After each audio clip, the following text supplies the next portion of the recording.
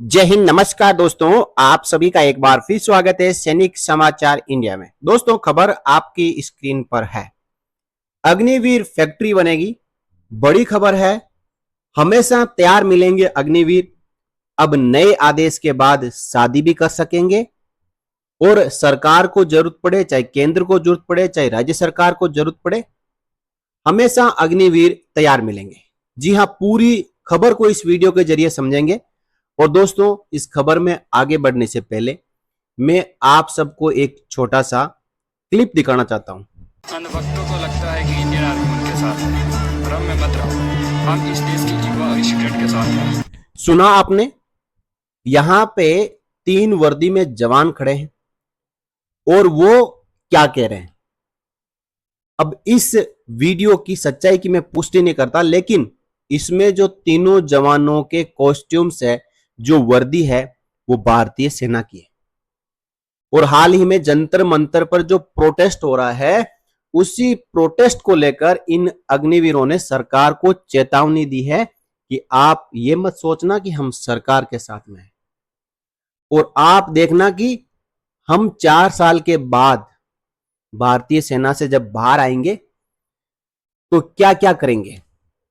तो सरकार के लिए, सरकार इस वीडियो को यदि सही समझे तो बड़ी चेतावनी है, और यदि ये वीडियो फेक है तो सरकार अपने जो असली नियम है अग्निवीरों के लिए, उसके अनुसार चल सकती है।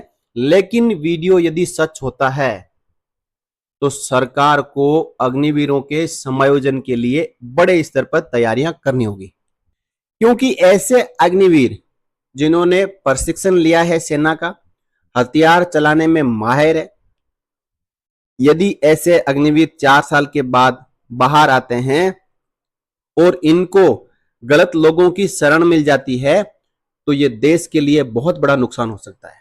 सरकार को सोचना होगा, किसी भी अग्निवीर को बेरोजगार नहीं छोड़ना होगा। देखिए खबर क्या है।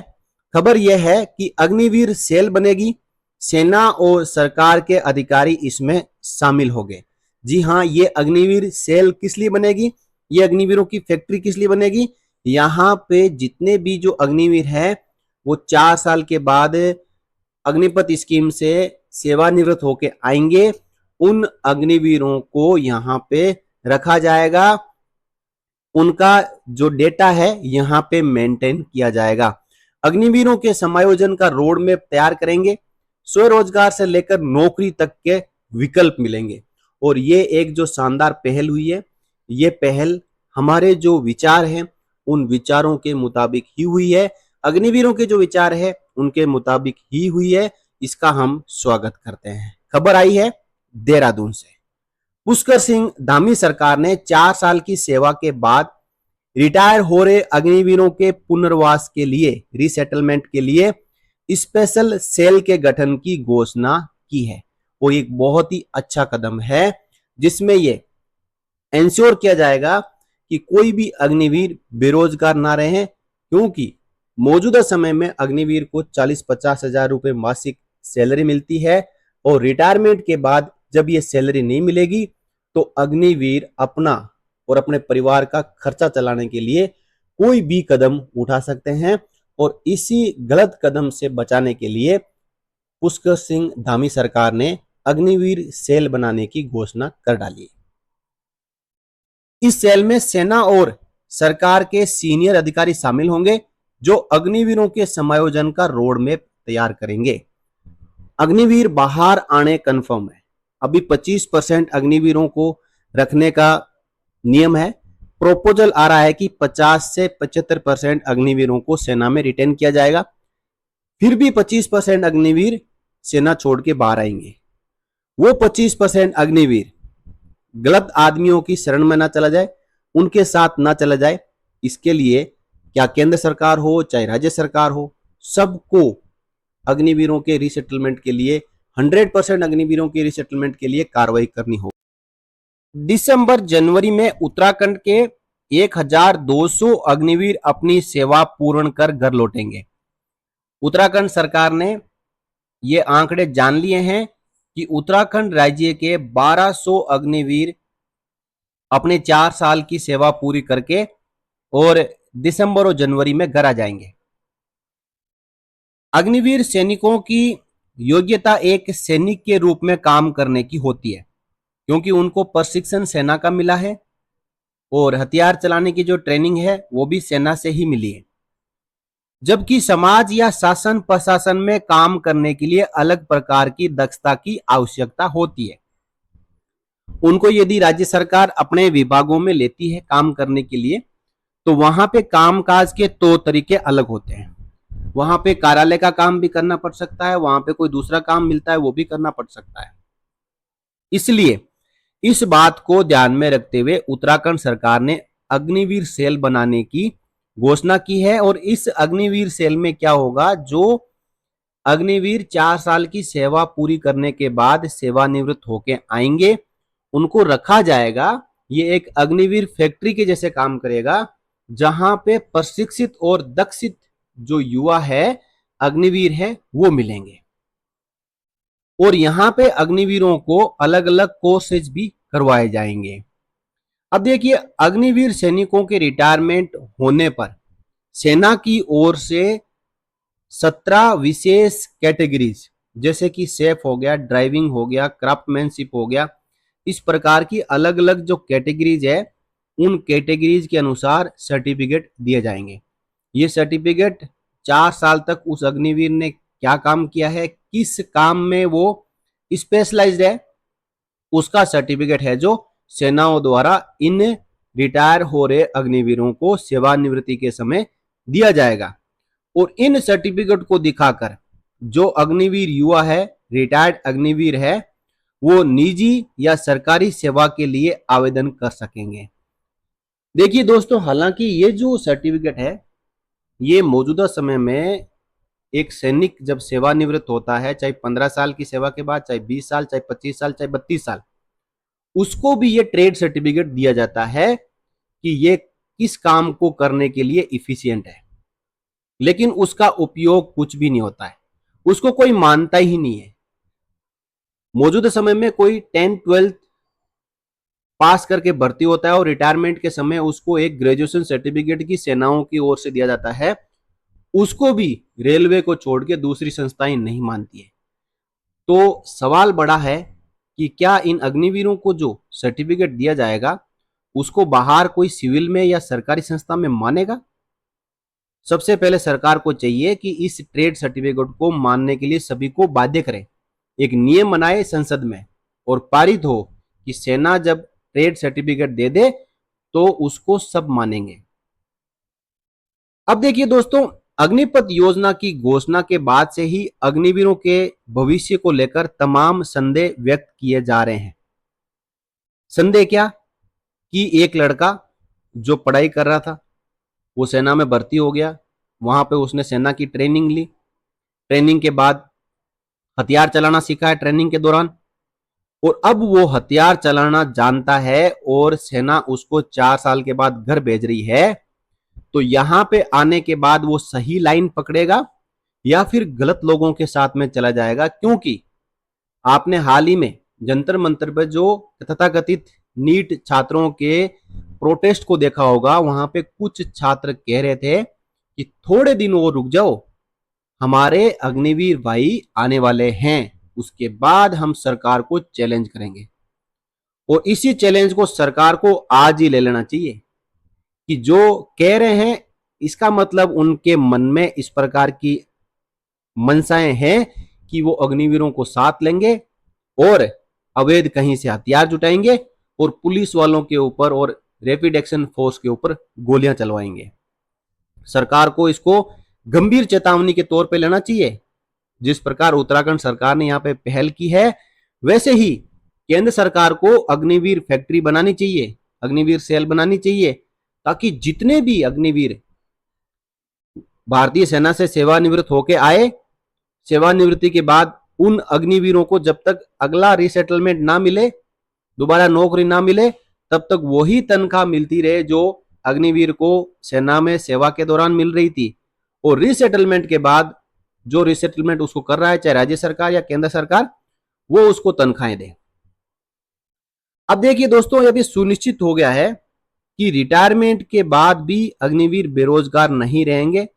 इस धामी सरकार की पहल के बाद उन्हें सरकारी नौकरी मिलेगी या फिर अपना खुद का रोजगार खोलने के लिए मौका मिलेगा या फिर प्राइवेट में नौकरी करने के लिए व्यापक अवसर उसको दिए जाएंगे ताकि वो बेरोजगार न हो जाए और गलत लोगों की शरण में ना चला जाए। अब देखिए दोस्तों, इस पहल के बाद जो आपातकाल में भी है वो तैयार मिलेंगे सैनिक, क्योंकि काफी संख्या में जो अग्निवीर है वो बाहर आएंगे और उनका यदि सदुपयोग करना है तो सरकार एक पूल बना सकती है रिटायर्ड सैनिकों और अग्निवीरों का।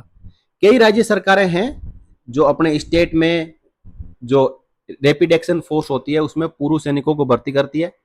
जिस प्रकार हरियाणा सरकार है भूतपूर्व सैनिकों को पुलिस में लेती है, एक अलग से उनका दल बना रखा है।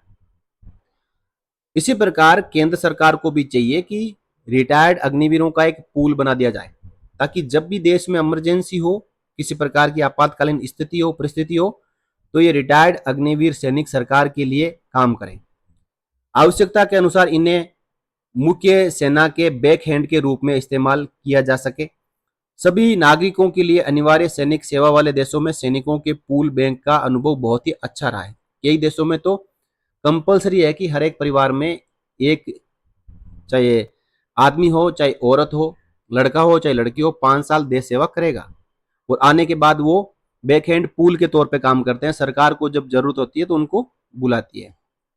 अग्निवीर सैनिकों के रूप में अब भारत के पास भी ऐसा पूल हमेशा तैयार होगा यदि सरकार सही तरीके से अपनी नीतियों को लागू करती है। और एक बड़ी बात यह कि जब तक अग्निवीर रहता है तब तक वो शादी नहीं कर सकता, लेकिन इस जो अग्निवीर सेल में अग्निवीर आने के बाद वो शादी कर सकेंगे।